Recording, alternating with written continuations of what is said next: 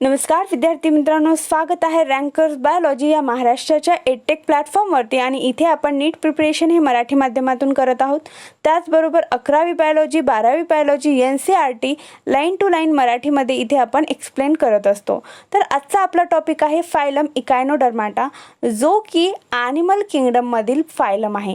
आपल्याला माहिती आहे ॲनिमल किंगडममध्ये एकूण 11 फायलम आहे आणि त्याच फायलममध्ये फायलम इकायनोडर्माटा हा येतो। तर याबद्दलची माहिती ते आपण या व्हिडिओ लेक्चरमध्ये आज घेणार आहोत। तर these animals have an endoskeleton of calcareous ossicles, आणि यांचं जे एंडोस्केलेटन असतं म्हणजे बाह्य भागावरती त्यांच्या अंगावरती कवर असतं, त्यांच्या बॉडीला एक कवर असतं, ते कॅल्केरस ऑसिकल्सनी फॉर्म होतं। आता कॅल्केरस ऑसिकल्स म्हणजे काय, तर कॅल्केरस ऑसिकल म्हणजे हे कॅल्शियमपासून बनलेलं असं जवळपास, आणि हे काय करतं की त्यांच्या शरीराला प्रोटेक्ट करतं, जसं आपण क्लास ऑर्थोपोडामध्ये सुद्धा पाहिलेलं होतं। त्यांच्या बॉडीवरती एक एंडोस्केलेटन असतं जे की चिटिन्स एंडोस्केलेटन होतं, आणि इकायनोडर्माटामध्ये एंडोस्केलेटन आहे जे की कॅल्केरस ऑसिकल्स म्हणतात। ओके, द नेम इकायनोडर्माटा का म्हणलं जातं, कारण यांची बॉडी ही स्पायनी बॉडी आहे। इथे मी तुम्हाला फिगर शो करते, हे बघा, वर जी आहे ती स्टारफिश आहे, ॲस्टेरियस, ऑफिन्युरा, आणि खाली जी ओफिन्युरा आहे। तर हे स्टारफिश आणि ओफिन्युरा हे काय आहे, तर याचे एक्झाम्पल आहेत इकायनोडर्माटाचे। यांच्यावरती बॉडीवरती बघा ना स्पाइन्स आहे, काट्यासारखी बॉडी आहे, ठीक आहे। All are marine with organ system level of organisation, आणि यातील जे ॲनिमल्स असतात ते कुठे असतात, तर ती खाऱ्या पाण्यामध्ये असतात, आणि ते organ system level of organisation दाखवतात। आपल्याला माहिती आहे आपली बॉडी ही सेलपासून बनतं। Cell is the structural and functional unit of our body. तर या अनेक सेल एकत्र येऊन टिश्यू बनतं, अनेक टिश्यू एकत्र येऊन ऑर्गन बनतं, अनेक ऑर्गन येऊन एकत्र बनतं ऑर्गन सिस्टीम, आणि याच ऑर्गन सिस्टीमची organ system level of organization हे इकायनोडर्माटा शो करतात। The adult echinodermatas are radially symmetrical but larvae are bilateral symmetrical. आता इथे काय म्हणलं गेलेलं आहे, हा पॉईंट अतिशय महत्त्वाचा आहे।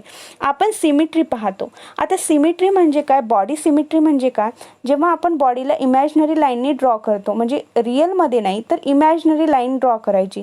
जेव्हा आपण ड्रॉ करतो, तुम्ही बघा आता या स्टारफिशला मी कोणत्याही साईडने जे डिवाइड केले, कोणत्याही साईडने मी जर यांना डिवाइड केले तर दोन मिळणारे भाग हे कसे असतात, मला समान भाग मिळतील। का, कारण याची बॉडी ही प्रत्येक बाजूनी कशी आहे, समान आहे। तर इथे म्हणलं गेलेलं आहे जी यांचा एम्ब्रियो असतो, लार्वल कंडिशन असते, ती बायलॅटरल सिमेट्री दाखवते। बायलॅटरल सिमेट्री म्हणजे काय, ती असे समान भाग करत नाही, फक्त दोनच भाग समान होतात, एकतर लेफ्ट राईट असे दोनच भाग हे समान होतात, म्हणजे लार्वल स्टेजला ही वेगळी सिमेट्री दाखवते आणि अडल्ट स्टेजला ही वेगळी सिमेट्री दाखवते। हे बघा, हे याचे युनिक फीचर आहे, तुम्हाला लक्षात येतं का। लार्वल स्टेजला ही बायलॅटरल सिमेट्री दाखवते, आणि जशी जशी ती अडल्ट होते म्हणजे वयस्क होते, म्हणजे ती वयाने वाढते, तेव्हा ती रॅडिली सिमेट्री दाखवते। आता तुम्ही कोणत्याही साईडने याला डिवाइड करा तर तुम्हाला मिळणारे भाग हे दोन समान भाग असतील, मिळणारे दोन भाग कसे असतील, समान असतील। हे तुम्हाला लक्षात ठेवायचं आहे, अतिशय महत्त्वाचं आहे। तुम्हाला असं विचारू शकतात, असं कोणता फायलम आहे ज्यामध्ये त्यांची लार्वी ही बायलॅटरल सिमेट्रिक शो करते, पण जेव्हा ते अडल्ट होतात ते रॅडिली सिमेट्री शो करतात। तर तुम्हाला सांगायचं आहे की तो फायलम दुसरा तिसरा कोणी नसून फायलम इकायनोडर्माटा आहे। ओके, ज्यामध्ये स्टारफिश येतं। सिंपल, तुमच्या डोळ्यापुढे हे एक्झाम्पल ठेवा। दे आर ट्रिप्लोब्लास्टिक म्हणजे काय, जेव्हा ते एम्ब्रियोच्या फॉर्ममध्ये असतात त्यांच्यामध्ये 3 जर्म्स लेयर असतात, ज्यामध्ये एक्टोडर्म, एंडोडर्म, मेझोडर्म अशा 3 जर्म्स लेयरपासून ते एम्ब्रियो फॉर्म होतो। ओके, हे ॲनिमल सिलोमेट ॲनिमल आहे, म्हणजे यांच्या शरीरावरती बॉडी कॅव्हिटी प्रेझेंट आहे, यांच्या शरीरामध्ये बॉडी कॅव्हिटी प्रेझेंट आहे। Digestive system is complete with mouth on the lower ventral side and Anas is the upper dorsal side.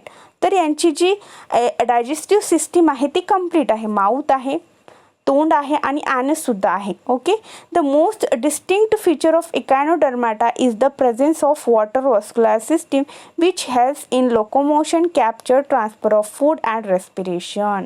तर याचं हे युनिक फीचर कोणतं आहे, तर या फायलममधील ॲनिमलमध्ये वॉटर व्हॅस्क्युलर सिस्टीम प्रेझेंट असते, जे की कशासाठी मदत होते यांना, लोकोमोशनसाठी. लोकोमोशन म्हणजे एका ठिकाणाहून दुसऱ्या ठिकाणी जाण्यासाठी. आणि त्याचबरोबर त्यांचे जे फूड आहेत म्हणजेच प्रे, ते काय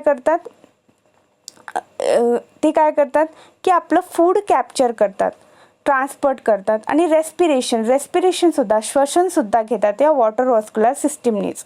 and excretory system is absent, आणि हे पण महत्त्वाचं आहे, या फायलम इकायनोडर्माटामध्ये एक्सक्रेटरी सिस्टीम नसते. हे बघा, आपण प्रत्येक फायलम पाहतो त्याच्यामध्ये एक्सक्रेटरी सिस्टीम आहे. जसं आपण मागच्या वेळेस एक क्लास घेतला होता, त्यामध्ये फायलम आपण अर्थोप्रोडा पाहिला होता, त्यामध्ये एक्सक्रेटरी सिस्टीम होती, त्यामध्ये माल्फिजन बॉडी होती.